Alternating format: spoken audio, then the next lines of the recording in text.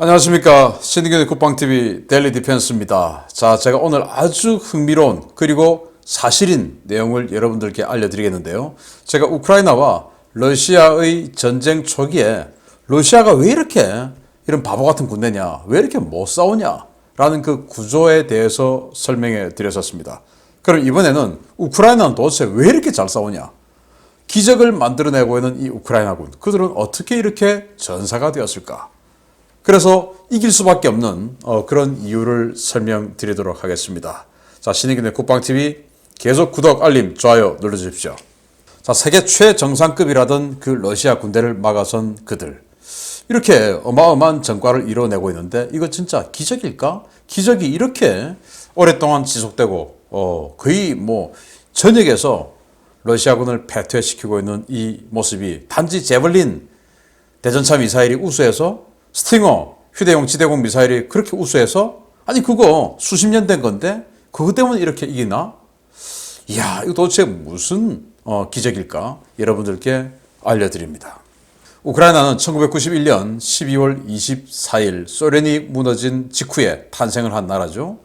그래서 이 소련이 무너진 직후에 이 우크라이나가 영토도 넓었고 그리고 유럽과 붙어 있고 그러면서 전략적 요충지였기 때문에 이 소련은 우크라이나에 상당히 투자를 해놓았었습니다. 그래서 속지주의 원칙에 따라서 소련 무너지는 그 시점에 그 해당 국가의 영토 내에 있는, 독립하는 국가의 영토 내에 있는 모든 자산은 독립하는 국가의 소유가 되는 겁니다. 그래서 아시다시피 핵탄두도 1800개나 있었지만 그거 외에 재래식 무기도 정말 어마어마한 군사력, 세계 4위의 군사력을 가지게 되었습니다. 당시 핵무기의 숫자는 세계 3위, 그리고 재래식 군사력을 따져도 세계 4위, 정말 무지막지한 나라가 갑자기 갑툭튀 탄생을 한 거였죠. 그래서 병력 수만 보더라도 78만 명, 1992년이었어요. 78만 명. 그런데 지금 이 30여 년간에 완전히 쪼그라들어서 지금은 14만 명. 탱크는요, 6,500대.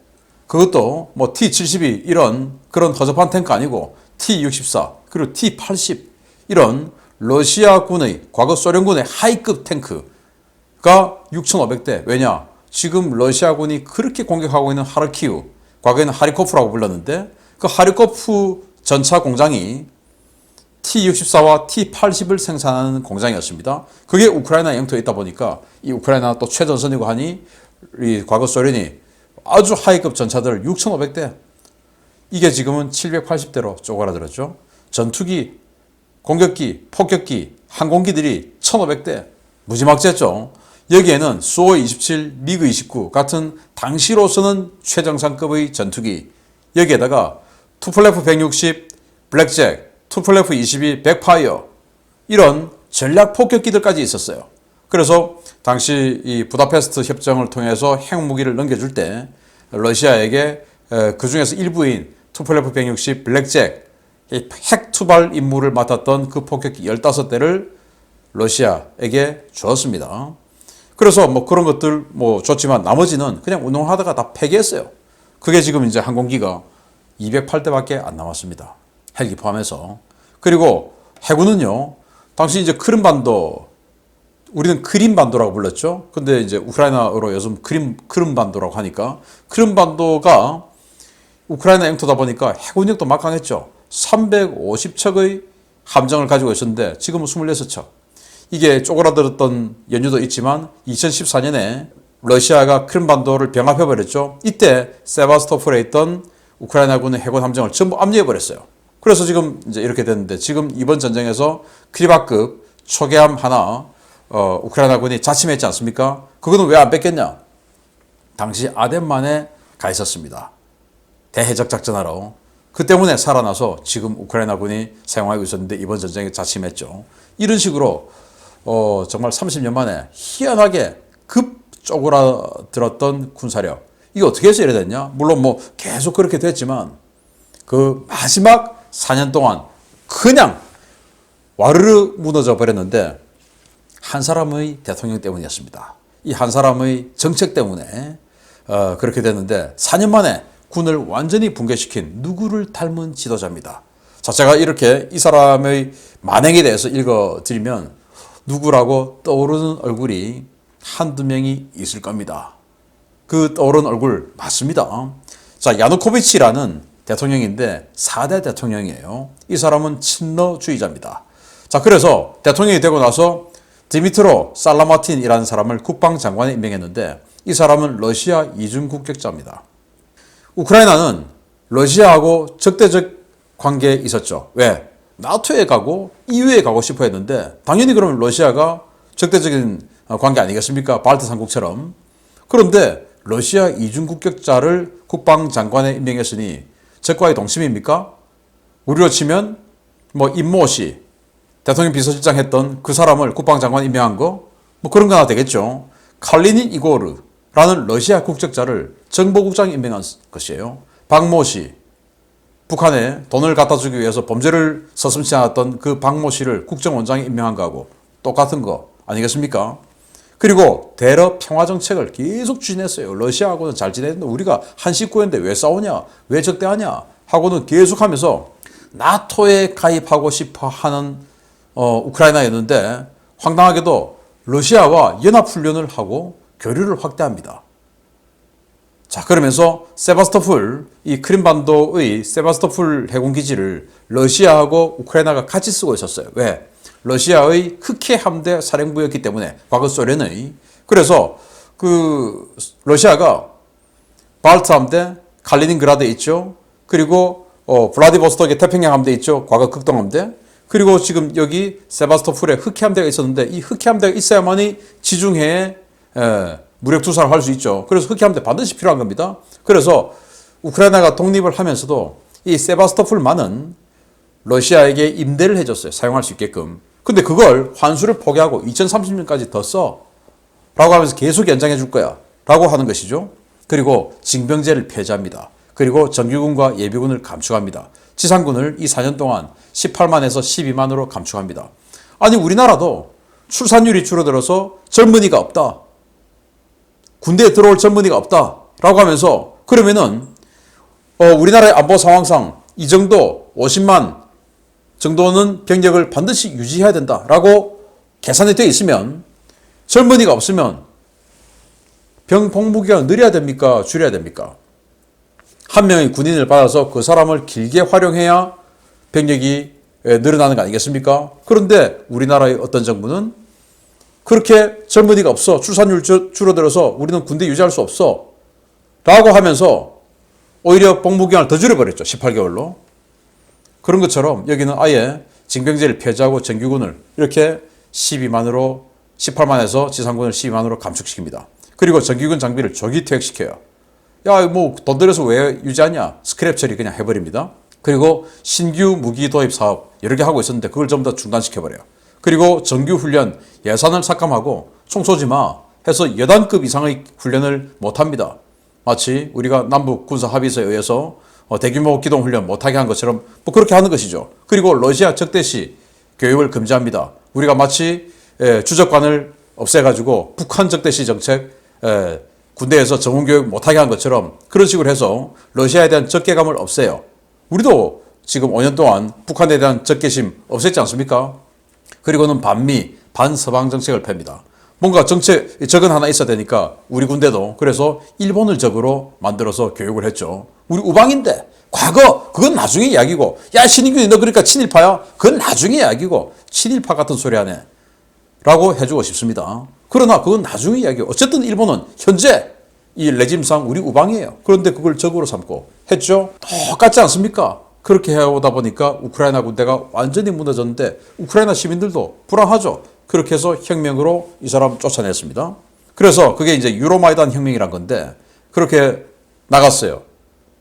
그런데 나가자마자 바로 러시아가 이 크림반도를 쳐버렸네요. 바로 2014년 있었던 일이죠.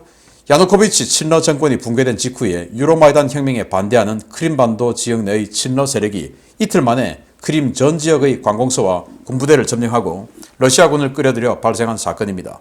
16일 만에 크림 전체에서 우크라이나군을 축출하고 주민투표를 통해 러시아 귀속을 결정해 현재 러시아령 크림공화국이 탄생되어 있습니다. 그래서 당시 우크라이나군은 훈련도 받지 않고 뭐 그냥 군복 입고 이렇게 있던 당나라 군대였죠. 그래서 크림반도의 반군이 세바스토폴 해군기지를 비롯해서 공군기지 다 점령하고 해도 아무것도 못하고 있는 겁니다. 이틀 만에 다 내준 거예요. 민병대들에게. 그 민병대들이 그러고 있으니까 나중에 이 아조프 대교를 통해서 러시아군이 쑥 들어와요. 쑥 들어와가지고 이제 주민투표 실시해가지고 공화국 선포하고, 그리고는 또 주민투표 그 공화국에서 우리 투표해가지고 우리 러시아로 들어가자 해서 러시아로 들어가서 오케이 받아줄게 해서 러시아 영토가 되어버린 겁니다. 우크라이나는 지금도 인정하지 않고 있지만, 그렇게 바보 같은 이틀 만에 민병대에게 크림반도 전체를 내준 그 우크라이나 군이, 그런데 지금은 어떻게 해서 이렇게 강해졌냐. 이걸 보고 지금 러시아군이 오판하고, 그래 민병대들한테도 이틀 만에 크림반도 전체를 내줬는데 지금 우리 러시아 붉은 군대 들어가면 그냥 어흥 해도 전부 항복하겠지 라고 생각하고 전쟁한 거 아니겠습니까? 그런데 이랬던 군대가 바뀌었죠. 완전히 달라졌어요. 정말 신출귀몰하게 이렇게 촬영까지 해가면서 완전히 그냥 도가내 던지로 만들어 놓고 이 기계화 부대 한 개 부대를 박살을 내고, 이런 전과를 도대체 어떻게, 아니 민병대에게 크림이라고 하는 저 큰 반도 지역을 다 내준 이 군대가 8년 만에 이렇게 달라졌을까? 도대체 이유가 뭘까? 바로 여기입니다. 야보리우라고 하는 곳이죠. 폴란드와의 국경 바로 인접한 곳인데 러시아가 여기다가 미사일 공격을 해서 초토화됐다. 여기에 나토에서 들어오는 군수물자들이 여기에 직접 되어서 여기에서 전선으로 투입된다. 그래서 여기를 타격했다라고 하던 그 뉴스 보셨죠? 3월 13일 날 타격되었던 훈련소라고 하는 바로 그곳입니다. 리비우주에 있는 폴란드와의 국경 지역에 있는 훈련소예요. 자, 그런데 이 사진만 봤는데 이 훈련소를 하늘에서 한번 보면 멀쩡할 때 어떻게 생겼냐? 이렇게 생겼습니다. 대단하죠? 마치 우리 한국에 있는 미군의 로드리게스 훈련장처럼 그 느낌이 좀 그렇게 있는데요. 보시다시피 여기는 뭐 대규모 실내 훈련, 또 교육장, 그리고 여러 가지 훈련장, 여기는 뭐 기계화 전투 훈련장, 뭐 아주 많은 그런 훈련장을 갖추고 있는데, 여기는 국제평화유지 및 안보센터라는 이름을 가지고 IPSC라는 약으로 쓰고 있습니다. 이게 바로 이 야누코비치 이후에 들어온 포르센코 대통령, 그러니까 친미 대통령이에요. 이 사람이 오바마 대통령과 협의해서 만든 훈련장인데요. 이건 뭐냐? 폴란드 국경에서 약 10km 떨어진 구소련의 전략 로켓군 시설을 이용해 2015년 설립된 군사훈련센터입니다. 친오바마 성향의 포르센코의 요청에 의해서 미국과 나토 자금으로 운영되며 미군 전투부대가 순환 배치되어 우크라이나군의 교육훈련을 담당합니다.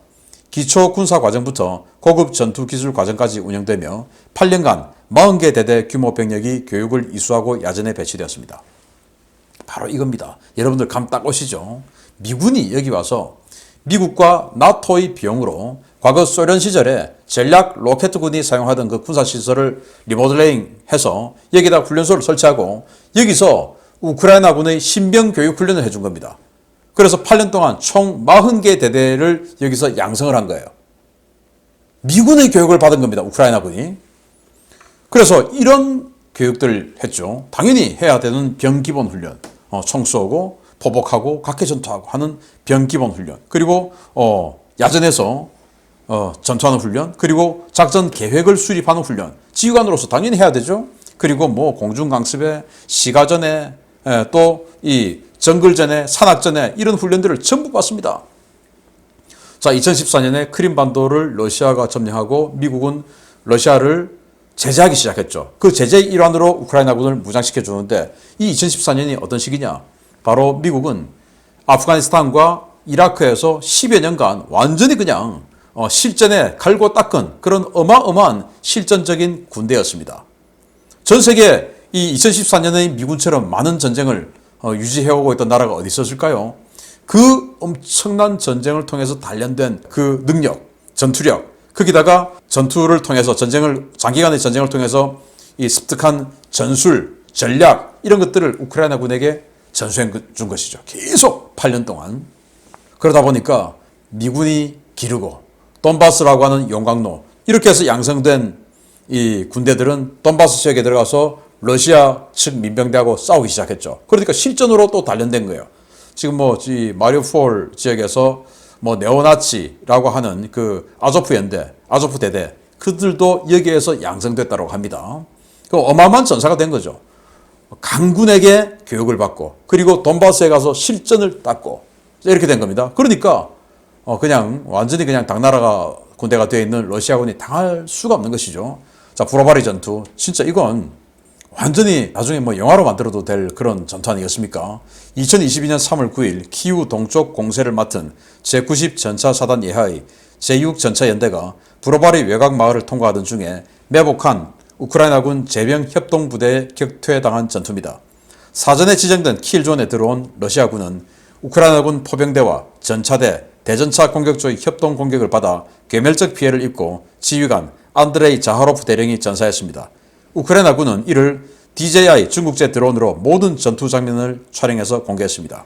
DJI 드론 여기 딱 띄워놓고 계속 촬영하는 거예요. 왜? 킬존 여기다 박스를 딱 설치해놓고 여기 들어오면 이제 옆에서 좌표 알려주고 포병 공격하고 그리고 대전차 무기 휴대용 대전차 무기 공격하고 그리고 도망가는 거 전차로 때리고 이렇게 하는 거 다 설정해놓고 공격을 해버린 겁니다. 그렇게 해서 딱 도관에 던지 만들었고 때렸죠. 그리고 이제 뭐 완전히 그냥 걸음아 날 살려라 하고 도망가는 러시아군을 우리는 동영상을 통해서 봤습니다. 그건 이미 계획하고 있던 킬존이었어요. 킬박스에 들어온 겁니다. 이런 계획을 누가 세우겠습니까? 그냥 뭐 아무나 그냥 상상력 좋으면 세우겠습니까? 아니죠. 훈련돼 있고 해봤기 때문에 이런 걸 할 수 있는 거예요. 그 훈련 누가 시켰냐? 미군이 시켜줬죠. 그래서 미군과의 연합훈련이 귀중한 자산이 되는 이유는 뭐냐? 미군은 지금도 전 세계에서 실전을 하고 있고 또 매일매일이 실전 같은 훈련을 하고 있습니다. 저도 로드리게스 훈련장이나 이런 데 가서 미군하고 연합훈련, 합동훈련 하는 거, 또 이 포항의 해병대 훈련장 가서도 또 합동훈련 하는 거 많이 봤는데 진짜 실전같이 해요. 자, 보시게 되면 자 이렇습니다. 실내전 훈련, 소탕 훈련, 공중 강습 훈련, 시가전 훈련, 정글전, 기갑전, 기계화 보병전 전부 다 지금 미군은 실전을 하고 있고 그 실전 같은 것을 또 훈련으로 하고 있습니다. 야, 뭐 공지합동훈련 우리 5군단 승진훈련장에서 하는데요. 저는 뭐 그게 너무 좋아서 할 때마다 가서 보려고 노력합니다. 하면은 이 한미연합 공지합동 하니까 미군 아파치들이 와서 사격하고 좀 이따가 뭐 한국군 코브라나 아파치가 와서 사격하고 하는데 한국군 코브라는 쫙 다다다다다다 와가지고 쫙 쏩니다. 정확하게 타겟에 맞아요. 쫙 쏘고 그냥 그러고 쫙 이동해서 갑니다. 야, 잘 맞았다. 정확하네. 하는데 미군은요, 그냥 우왕 와가지고 이 로켓포 우욱 뿌리고 그냥 확 가요. 타겟에 거의 안 맞아요. 그냥 뭐 대충 그쪽으로 갑니다. 그러면 사람들 보고 야, 미군 저 정확도 왜 저러냐? 이렇게 얘기하는데 미군에게 물어보면 왜 그러냐? 왜 안 맞냐? 니들은. 아니, 실전에 저기 맨패스 쏘고 휴대용 지대공 미사일 쏘는데 어디서 가지고 그럴 할 시간이 있냐? 확 뿌리고 그냥 도망가야지. 실전입니다, 그게. 그런 훈련을 받은 겁니다. 우리는 이제 대통령 오고 하니까 이제 정확하게 타겟을 명중하게 보여주려고 우리도 실전 되면 그렇게 안 하겠죠. 딱 써가지고 이제 정말 정확하게 명중을 시키는데 사실은 그게 아니다. 보여주기 위한 군대가 아니다라는 거예요, 미군은. 그냥 오직 실전입니다. 그걸 우크라이나군이 미군에게 배웠던 겁니다. 자, 그래서 우리도 얼마나 좋습니까? 월남전 이후에 우리 전쟁 한 번 안 하고 그러면서 이 엄청난 군대에게 우크라이나군이 못하는, 우크라이나군은 교육만 받지만 우리는 연합훈련까지 해요. 같이 실기동훈련하고 정말 고맙게도 이 해병대 같은 경우는 한 개의 장갑차에 같은 분대의 미군과 한국 해병을 섞어서 같이 진입시키고 이런 창급 부대 통합전투까지 우리는 미군하고 섞어서 해오니 얼마나 우리 한국군은 복받았습니까? 전쟁 한 번 안 하고 우리 군의 피를 한 번도 흘리지 않고 세계 최고의 전투 기술과 전술을 우리는 배우니 얼마나 좋습니까? 그런데 2017년 이후로 그런 거 다 사라졌죠. 그러면 2017년 이후 지금 5년 지났는데 4년 만에 우크라이나가 완전히 그냥 군대 다 말아먹었지 않습니까? 우리는 5년 됐어요. 우리 지금 다 말아먹은 것이죠. 적개심 하나도 없죠. 왜? 정훈교육을 북한에 대해서 적개심을 안 가르치고 오직 일본만 나쁘다고 하는데 무슨 뭐 북한하고 전쟁하면 러시아군처럼 우리가 여기 왜 와 있어요? 라고 하는 거 아니겠습니까? 다시 지금 이 상황은 2014년 2월의 크림반도를 뺏기던 바로 그 우크라이나하고 똑같은 상황이 대한민국이 되어 있다라고 우리는 생각하는 게 맞을 것 같습니다. 여기에서 까딱 빨리 복구를 못하면 크림반도처럼 뺏기는 거죠. 그래서 새로운 정부는 이 우크라이나가 야 잘한다 박수만 치지 말고 왜 쟤들이 저렇게 잘하냐. 미군하고 연합작전 우크라이나는 못함에도 불구하고 잘합니다. 미군에게 교육받았으니까. 그런데 우리는 미군에게 그런 기술 전수도 받고 연합훈련, 연합작전까지 해요. 빨리 복구해서 크림반도를 뺏기는 그런 비극을 맞지 않게 되기를 바랍니다. 우크라이나군이 잘 싸우는 비결 바로 미군과의 연합 군사의 훈련 교육이었습니다. 한국군은 우크라이나보다 더 잘 싸울 겁니다. 다시 복구하면 됩니다. 마치겠습니다. 신인균의 국방TV 계속 구독, 알림, 좋아요 눌러주십시오. 감사합니다.